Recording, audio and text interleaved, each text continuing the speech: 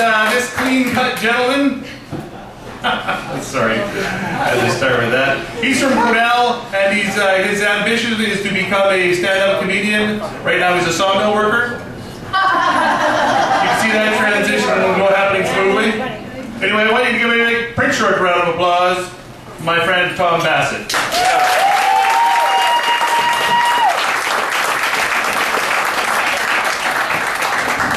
Ladies and gentlemen, give it up for Mr. Mike McGuire. Really funny. I'm trying to talk Mike into going on a tour with me. Maybe it might not make a lot of money, but at least we'll have cheap gas and folks all around the road, right? Great to be back here. Nancy O's here. Got to have one back here. You invite me back.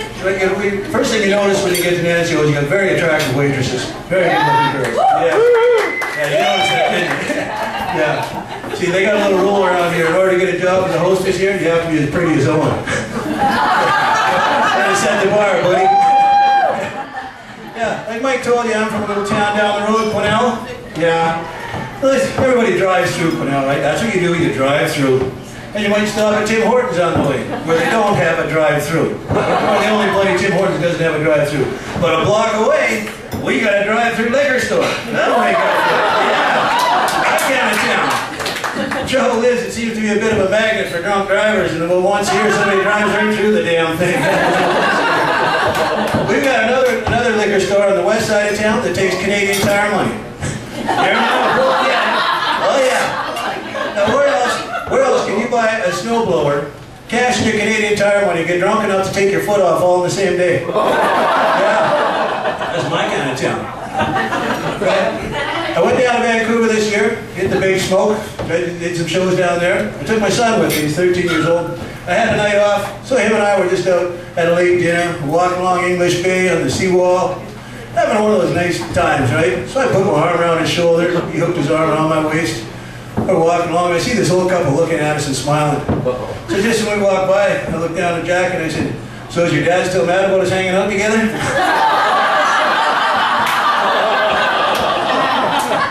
He looked at me and said, "You're terrible, Dad." I said, "Come on, buddy, let's work this. Let's walk down Robson Street." He said, "Get away from me, Dad, you're sick."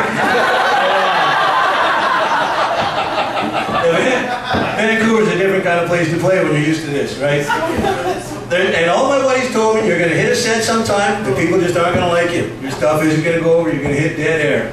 Well, try telling a gay joke in Kitsilano and see where that one gets. Yeah, apparently there were quite a few people in the crowd that were not averse to a little bit of buggery. So you learn from it, you know, you got to pick your audiences, learn some lessons. Note to yourself, no gay jokes in Kitsilano, check. No more native jokes in the casinos in Alberta. They do not like to be reminded it was a pretty dumb idea bringing a tomahawk to a gunfight. So you got to pick your audiences, you know? You look around, if I'm in northern Alberta, I'll look around the audience and say, "Is there any newfies in the crowd tonight?" You got to watch it when you call newfies out because you got a 50-50 shot they're going to be funnier than you.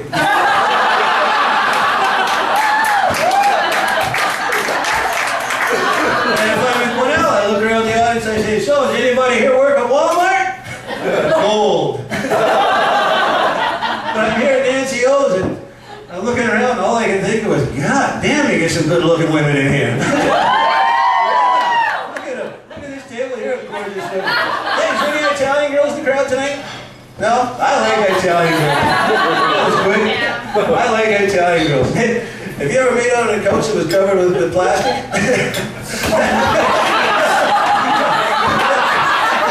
It works good in the summertime. You get some good traction. Boy, in the wintertime, you just slide right off. Yeah. So, I gotta let you in on a little secret here.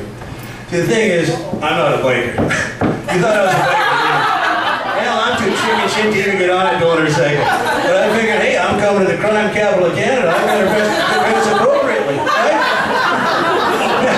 The thing is, I'm a big teddy bear. I don't want to get into any trouble with anybody. So when I go to town, I put this jacket on, and it works. It does. People get the hell out of my way. I just got to chuckle about it. I think this trick will work for anybody, though, you know?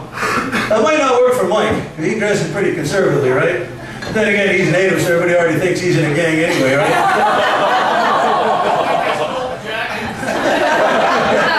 Yeah, but it's kind of intimidating, right? Yeah, I'll take it off.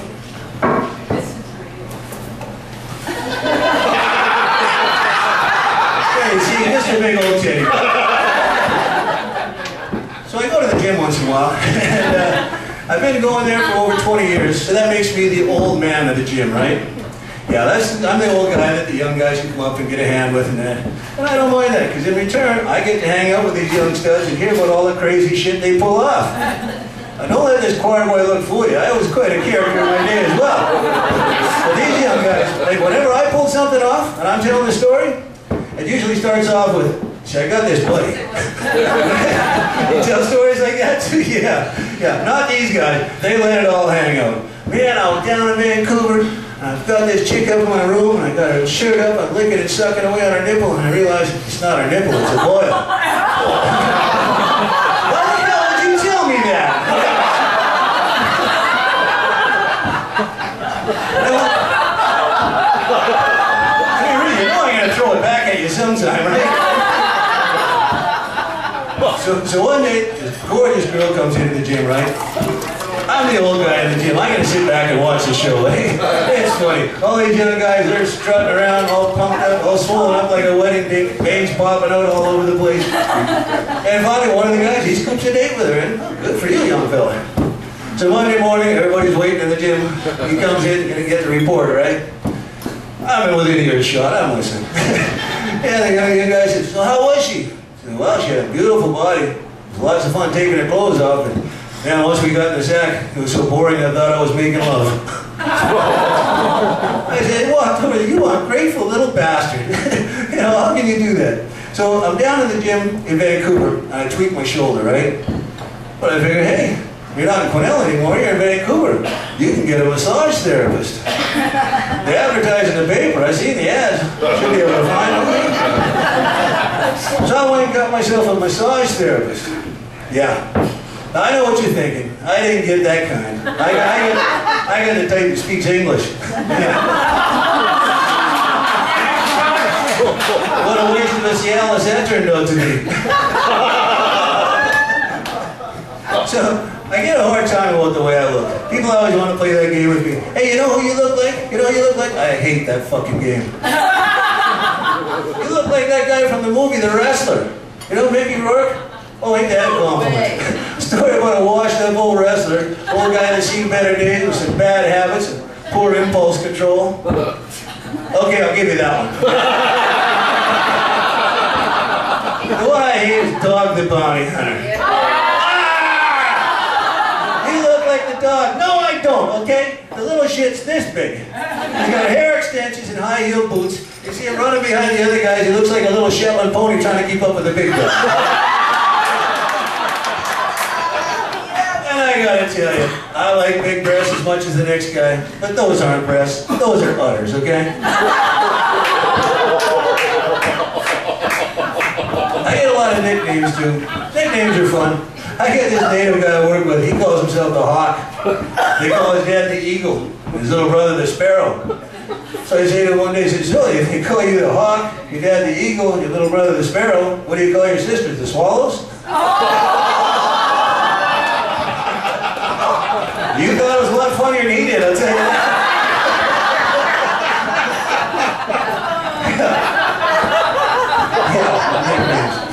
Yeah, so, you get over that, you get over the nicknames, you just move on.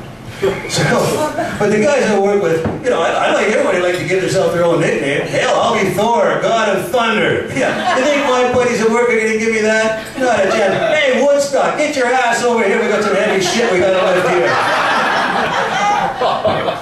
Like Mike was saying, I would work at a sawmill, work with a lot of East Indians. I get along all right with them. They always come up to me, this is a funny thing, they come up and they say, so Tom, I hear you are doing the comedy. Yeah, that's working out all right. So, have you ever heard of Peter Russell? For some reason, that name is a real tongue twister for him. One of the reasons I like coming to Nancy O's is there's no hecklers. You might think because I'm a big guy, I don't get no hecklers. I get hecklers. You know who likes to heckle me? Drunk chicks. I go show, and there's a bunch of drunk chicks, and they're all over me. And I'm sitting there doing this show. There's a bunch of drunk chicks in the front row, and there's one chunky broad wearing a tight black dress that makes her look like a stack of inner tubes. And she looks at me, and she just takes a dislike to me. She says, "You look like you just got out of jail." I take offense to that. I didn't just get out. But I figured, okay, you threw the first rock, let's do this. So I look at her and say, "Boy, you sure got small tits for a fat chick." Yeah, when she met, whoosh, a shot glass goes flying over my shoulder. I said, "Hey now, just because you're sitting on one doesn't mean you have to act like one." I didn't say it. I did not say that word. No, you don't say that word. You know who else likes to give me a hard time? Bald guys. Yeah, bald guys. They love picking on me. I walk into a room full of bald guys, I may as well be Mr. Bojangles tap dancing through a KKK. And I hear the shit you say about me when I walk by. Looks like a chick from behind. Yeah, if you happen like 220-pound chicks that walk with a bit of a swagger. The worst is when I get a bald boss. Oh man, they gotta take it out on me, right? So I get this little jerk of a boss. All week long he's a prick to me. And then on Friday nights he finds out me and the boys are meeting up after the gym and going to the bar for a couple of games of pool and brings us a beer. He shows up, comes strutting in, puts his name on the chalkboard. You little jerk. What am I gonna do? I can't hit him. He's gonna get you fired. 3 weeks in a row he pulls this off. I said, "I've had enough of this. I gotta do something, right?" So I wait till he's just about ready to leave. He's gonna put his coat on. I walk over and I do one of these. Right over his shoulder. Drop 4 or 5 long curly hairs across his shoulder before he puts his coat on. Oh yeah. Once he walks out the door, I'm on the phone. Phone his wife. "Yeah, is Terry there?" "No, he's down at the bar having a couple of beer with the guys from work." "No, he's not. We're all down here waiting for him. This is the 3rd week in a row he said he was coming by." Haven't showed up yet. When he gets home, you tell him we're all down here waiting for him. He shows up about 5 minutes later. She's waiting. "Where were you?" "I was down at the bar having a couple of beer with the guys." That's when he takes his coat off and she spots the long curly hair. So he spends a week on a buddy's couch with a lump on his head, and he don't drink with us anymore because he says we're assholes. That's about my time for tonight, folks. I want to thank you very much. That was a great audience. The women are beautiful. And the bald guys are cool.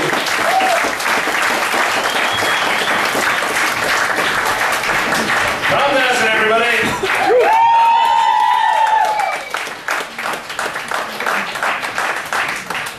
Those lights were better to him.